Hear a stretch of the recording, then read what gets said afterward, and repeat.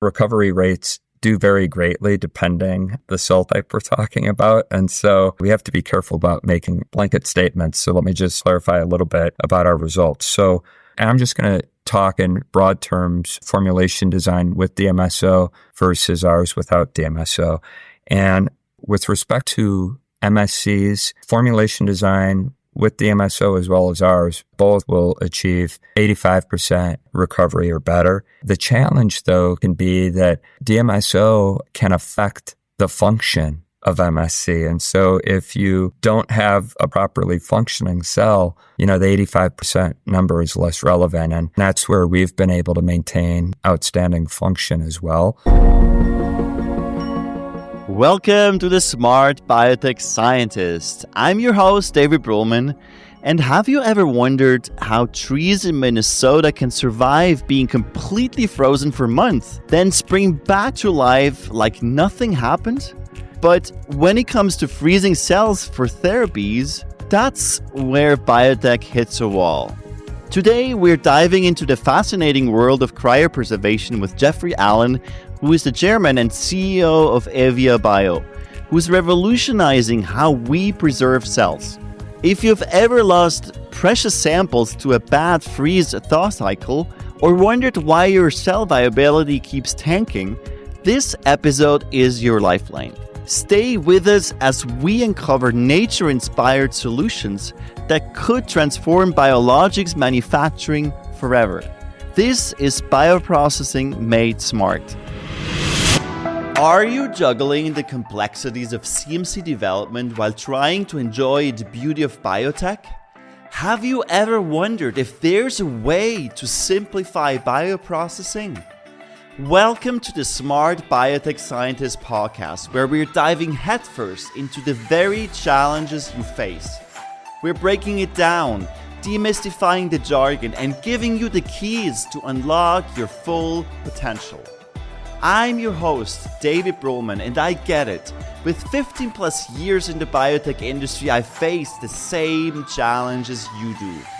There's a way to simplify and streamline so you can remove complexity, you can skip trials and errors, deliver without delay your groundbreaking therapy to clinics and market, and still enjoy every single step. Do you want to learn how industry experts and I did it? Grab a cup of coffee and your favorite notebook and pen. Now is the time to take your bioprocessing game to the next level. Let's smarten up biotech. Welcome, Jeffrey, to the Smart Biotech Scientist. Thank you, David. It's great to be here with you today. Yeah, it's great to have you today. Jeff, share something that you believe about bioprocess development that most people disagree with. Great question. Great starting question. What I would say is that cryopreservation needs to be an integral part of process development at the beginning and not wait till the end to think about it. The reason why is because best practice cryopreservation ensures a healthy cell and the best optimized outcome if you build that into the process at the beginning. The saying, the process is the product, certainly applies to cryopreservation. And if you just learn lessons from past experiences and you go back to the very first CAR-T drug, Kymriah, they thought they were near the end. And then when they realized they hadn't optimized cryopreservation, they had to go back, and it basically delayed by 1 year the release of Kymriah into the market. And so we work a lot on education so that people will build that into the process on the front end. Now, Jeff, draw us into your story. Your career spans leadership roles across public and private equity-based organizations. So tell us about your professional journey that brought you to the work that you're doing today. It's a journey I would have never envisioned at the outset. Jumped in my education into the finance and business world. And just by chance, I started my career with Baxter Healthcare, and it was a fortuitous moment for me and one that I'm incredibly grateful for. Baxter is still a terrific, large Fortune 200 medical device company. I spent my first 10 years or so with them in the cardiovascular business. And I didn't just learn finance in Baxter, but I really learned all about operations and strategy. I got very involved with all of the businesses in terms of supporting their growth and all the innovation. Baxter did a lot of M&A, and I was tasked with doing due diligence, a number of companies. And eventually Baxter started having me be the integration guy, where they would move me all around the country and even the world to integrate companies over the span of 18 or 24 months and move on to the next one and the next one. And along the way, besides developing a keen passion and appreciation for the science, it led me to move more operationally. By the time I had concluded my Baxter time, I'd spent time in cardiovascular, renal, xenotransplantation, all sorts of fields in the sciences. I didn't even know really what these fields were until I got embedded with them. But from there, my career took me into transfusion medicine for a long time. And then I ultimately got recruited by a PE firm back in 2019 to run a starting material company. Two founders that put together a platform for starting material. And we had terrific success with that. We grew at 6x in 18 months, something I'm really proud of. And I wanted to do it again. And I developed this incredible passion for the cell therapy world. There was another PE gentleman that I partnered with to explore opportunities. And he found Evia Bio, and he invested in it, asked if I'd want to invest with them. I did. And shortly thereafter, they asked me to facilitate some strategic planning, and they eventually asked me to be the chair and the CEO. And so a year later, that's what I'm doing now. What a fascinating story. I like it. As I was researching your company to prepare this interview, I came across something interesting on your website. Your approach to cryopreservation was inspired by an interesting question. How do trees survive in Minnesota winters? I thought that's a really good question. So tell us the backstory of that. I love that. And the fact that I actually didn't know that story when I first joined Evia, and I learned it shortly thereafter. I love that story. So our founder and really global thought leader in cryopreservation is a PhD professor named Allison Hubble at the University of Minnesota. She loves to tell the story that she's sitting in her office on a cold February morning. I've lived in Minnesota, so I know how cold the winters can be there. And she was just mesmerized thinking about how trees survive these winters. And she knew that there was a lot of research that had already been done with respect to the study of plants, animals, other organisms that tolerate high and low temperatures. And she wanted to understand how that applied to Minnesota trees. And from the literature that was out there already, it had been established that a variety of compounds help biological systems survive in all sorts of conditions. But what Allison did is she theorized that nature wouldn't leave it to a single molecule, but rather a combination of molecules working together. And so that's how we ended up with the basis for Evia Bio, which really depends on a combination of sugar alcohols and amino acids to protect cells. What are the key challenges related to cryopreservation? Because we have to use cryopreservation in all kinds of different areas, in the biologics space, in the cell therapy space. I mean, we work with cells, we have to thaw them, we have to freeze them. What are the main challenges, especially for those who might not be aware of it? Can you give us a bit of an overview? With respect to the importance of cryopreservation and the challenges and how that can help in the manufacturing process. So number one is it really does start with education.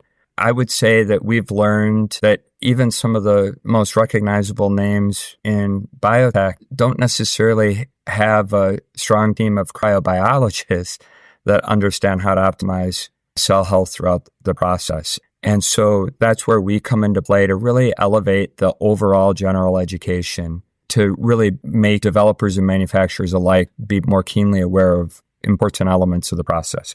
And so there's really four things that we lean in on that to be most focused on. It starts with manufacturing flexibility, and that has to do with hold times and batch sizes and some of the limitations with different cell types you're working with and how to basically adapt to those challenges.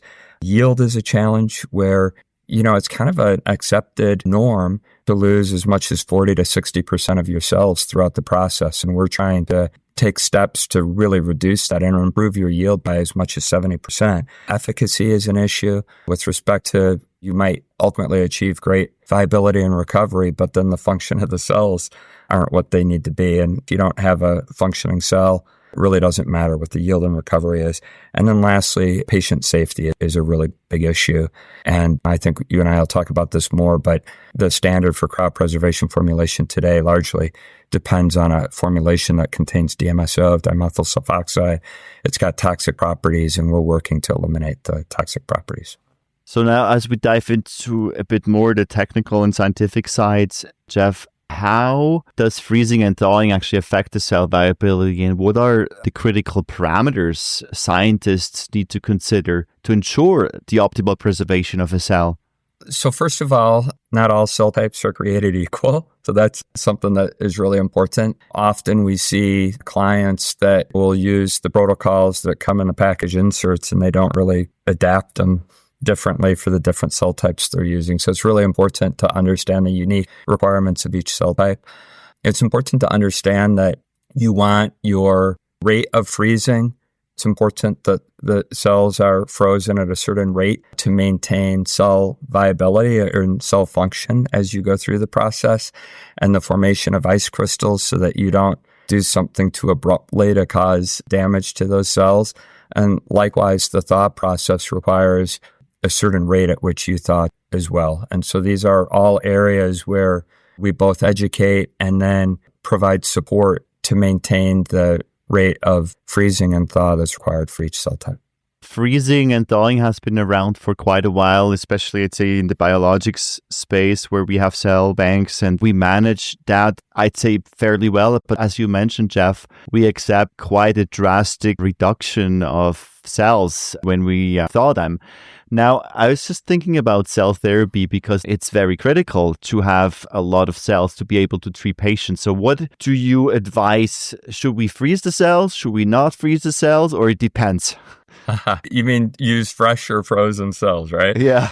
So if you're using fresh cells, you avoid the risks of the damage to cells we just talked about and the cell viability and function going through the freeze and the thaw process. And so at first blush, you'd say, well, why don't we always use fresh cells? But the challenge is that the source of those cells might be in one part of the world and the ultimate use of those cells in another. And so when you're trying to procure cells and get them to the point of manufacturing, and then beyond manufacturing, the point of clinical use, you have a very short shelf life with fresh cells. And so the supply chain considerations are very challenging.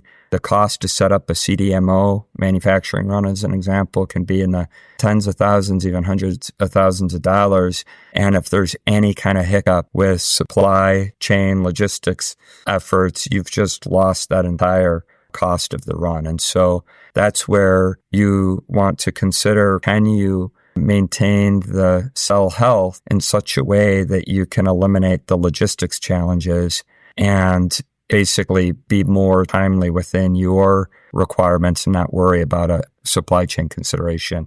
And so that's where it comes into play to be able to maintain great results of the cells throughout the whole process we've talked about. And that's where freezing of the cells becomes important, right? Because to really avoid these disruptions and to be able to ship them in the best quality possible around the world.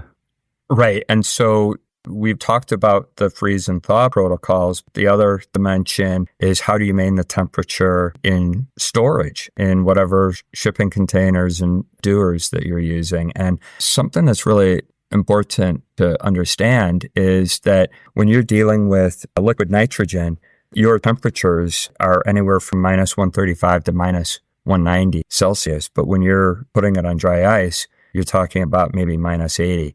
And so to a layman, you would say, well, it's frozen, that's good.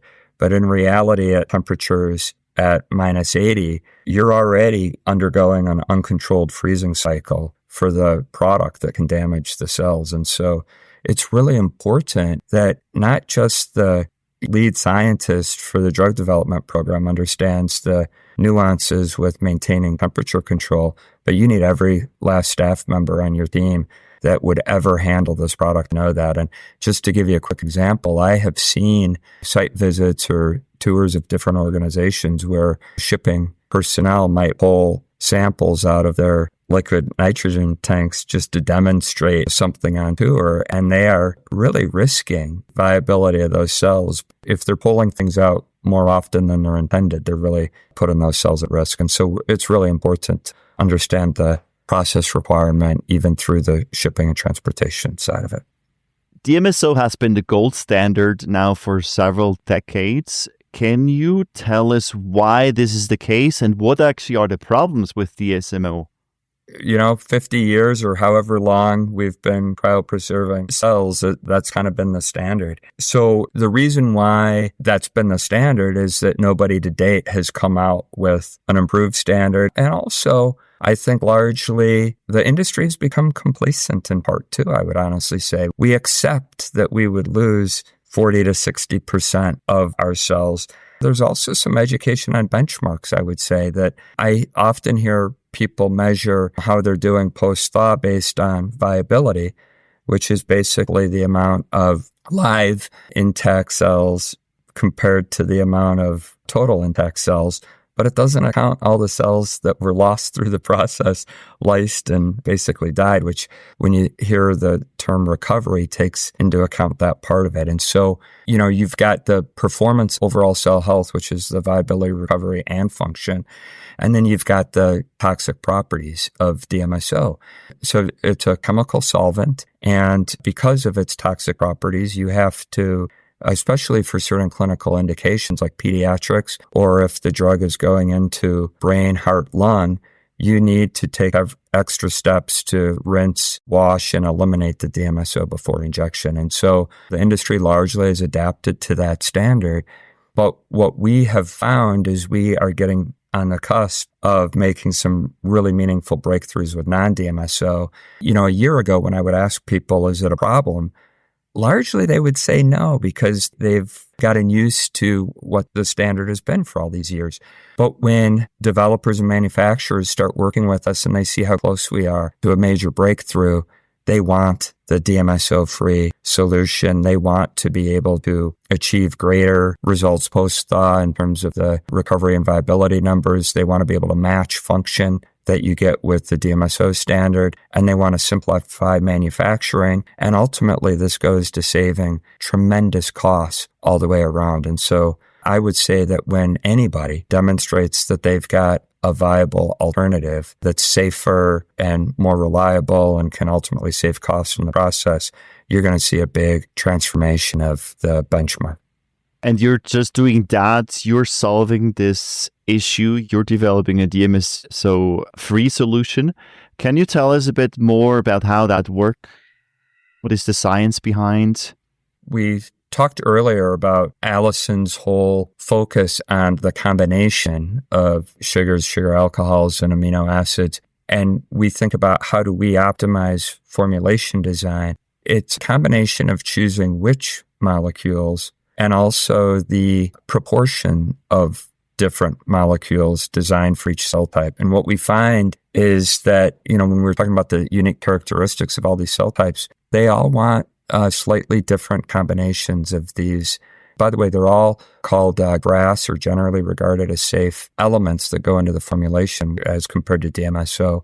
And so you've got your progenitor cells, your progenitor-derived cells, your immune cells, and these groupings of cells all want slightly different formulations. And so where we are is we're in the process this year, actually, of validating for large-scale production of RUO and GMP material is formulation that would be designed for both MSC and a separate formulation for iPSC.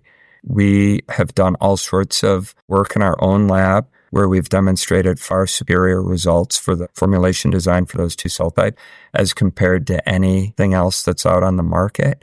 And so we expect to have really great results with that when we go to market. And we continue to work on formulation design for both CAR T and NK cells as well.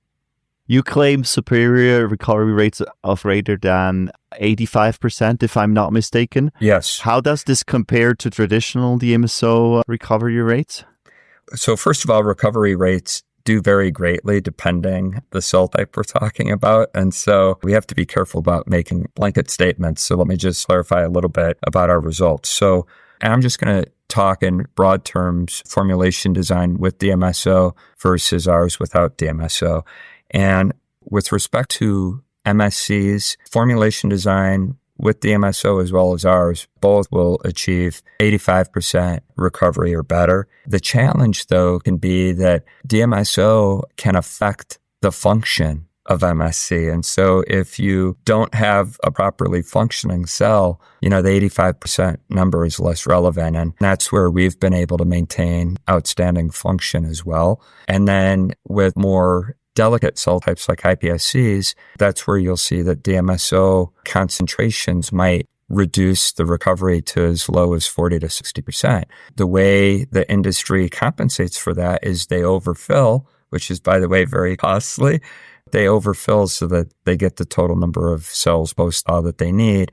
And that, again, is an area where our results have been really terrific, and you won't need to overfill like you do with the DMSO formulation. And then lastly, with NK CAR T cells, I would say nobody has solved that, to be honest. Whether you are using DMSO or not, I would say the industry as a whole has been challenged to find a solution that really solves for both recovery and function. But we believe that we're on the cusp of making big breakthroughs in that area, especially with CAR T. And the big thing is we just need a little bit more time in the laboratory. We need development partners that I'm excited to say we have some great collaborations going on, working on it right now with global industry leaders. And you need access to the materials, and that's why we need partners that help us. But we believe we're really close to solving formulation for those cell types as well. And you mentioned, Jeff, that cells are not created equal. So how does that work when I come to you, and how would you take it from there? Like, what are different steps you go through with your clients, and what is, do you have any technology then to define the right formulation? Love the question. And so when I got involved last year with Evia Bio, one of the things I wanted to do with Evia is figure out how to monetize this vast amount of knowledge and expertise and competencies we have, and not just for us, but also to bring value to the market. And so last year, we kind of did a soft launch that we now call CryoGap. And it's a service where we'll go in. There's really 2 or 3 levels of service we provide our customers. So with CryoGap, it's more of a structured cryopreservation audit, I would say. And so we look at 4 things, which is we first understand what cell type they're working with and what their drug development program is. And then we will look at the freeze protocols, the thaw protocols. We look at all the process around shipping, storage, and handling. And we look at formulation design. And we have clients that'll ask us to help them with all 4 of those things. We have clients that might say, we think we're pretty good on formulation design as an example, but we just want you to help us with our processes. We are cell type agnostic because we can help optimize the results for any cell type, and we don't need to use our formulation either. We have this amazing algorithm that's been developed by Allison and our Evia lab team that basically takes into account a multitude of factors and can help with both formulation design in terms of modifying the combination and ratios of the different elements in the formulation. But we also use that algorithm to fine-tune the specific protocol for the specific cell type. So that's one. The other thing that we have found many clients coming to us recently that we're really excited about is they aren't happy with their formulation. They understand that we might not have off-the-shelf formulation ready to go right now, but they know that we have the competency that can optimize formulation using our tools and our expertise. And so we've been coming in more and more to work with a number of big name clients to fine-tune and basically co-develop a specific formulation for their cell type to basically accelerate being able to go through clinical trials and get to market with a formulation that supports the drug that they're working on. That wraps up part 1 of our conversation with Jeffrey Allen on cracking the cryopreservation code. We've explored how Evia Bio's nature-inspired approach is transforming cell preservation and why traditional DMSO methods might be holding your therapies back. If you're struggling with cell viability issues or want to optimize your freeze-thaw protocols, I have good news. You can book a free call with me to discover how you can fast-track your biotech development without the costly delays. Get your specific process and technology development questions answered and find solutions tailored to your unique challenges. Visit BruhlmannConsulting.com/call to schedule your free call today. And join us for part 2, where Jeffrey will share more insights on implementing these game-changing techniques in your own lab.